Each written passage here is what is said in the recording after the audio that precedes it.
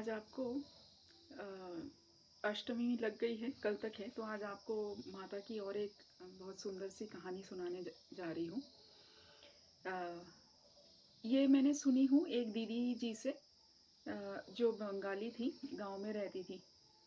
उनका माता की दर्शन उनको कैसे मिली थी, उसकी कहानी सुना रही हूँ।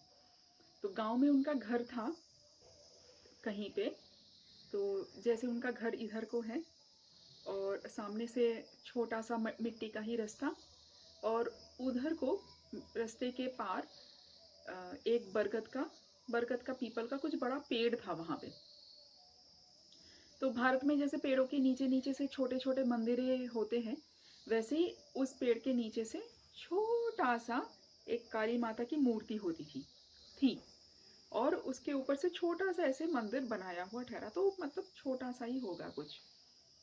तो वो ऐसा ही कहती थी, मैं तो नहीं गई थी और मुझे मुझे नहीं पता। तो एक दिन ऐसा हुआ कि वो दीदी जी अपने बेटे के साथ रहते थे और कोई नहीं था उनके घर में, वो अकेली उनके बेटा था।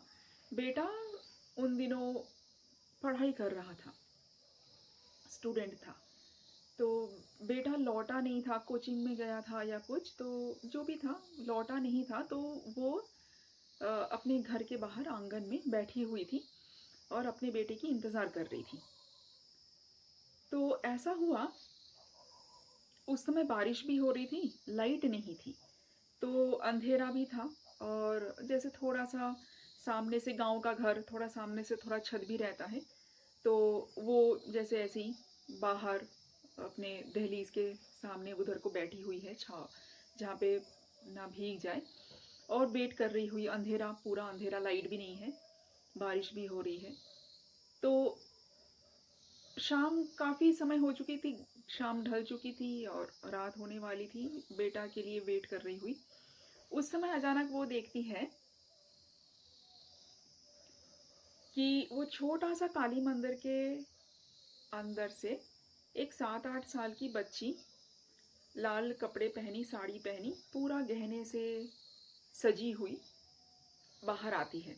जैसे ही वो बाहर आई, वो छोटी सी बच्ची, तो चारों ओर जैसी पूर्णिमा की चंद्रमा उदय होने पर जो रोशनी जैसी हो जाती है, वैसे ही चारों ओर रोशनी हो गई। फिर वो जो छोटा सा मिट्टी का रास्ता था, वहां पे वो बच्ची थोड़ा इधर को खेलती है, थोड़ा दाईं ओर, थोड़ा बाईं ओर, कुदक फुदक के थोड़ा खेल रही होती है। खेल कूद करके, थोड़ा सा खेल कूद करके, फिर वो मंदिर के अंदर ही अदृश्य हो जाती है। और जैसे ही वो अदृश्य हो जाती है, तो फिर से तुरंत वैसे का वैसा अंधेरा हो जाता है।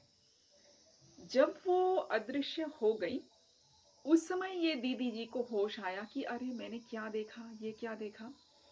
तो उसके पहले उनकी दिमाग में ही कुछ नहीं आई, जैसे ब्लैंक हो गई, कुछ दिमाग में नहीं था कि ये क्या देख रही हूं मैं। जैसे वो अप्रकट हो गई माता, तब उनको होश आया कि अरे ये माता ने कृपा करके दर्शन देके गई। और वो होश बाद में आया।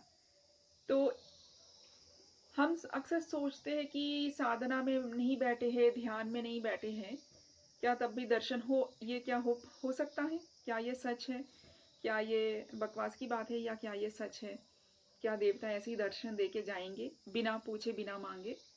तो बात ऐसा है ना कि देवी देवताएं जैसे इस लोक में हम लोग हैं, वैसे ही हमें दिख नहीं रहा है, पर ऐसे ही कितने ही प्रकार के सूक्ष्म शरीर में उच्च स्तर के आत्माएं, चाहे ऋषि मुनि हो, चाहे देवताएं हो, चाहे लोकल देवताएं हो, चाहे कोई भी हो, ऐसे वो इधर उधर घूम फिर रहे हैं हमेशा ही।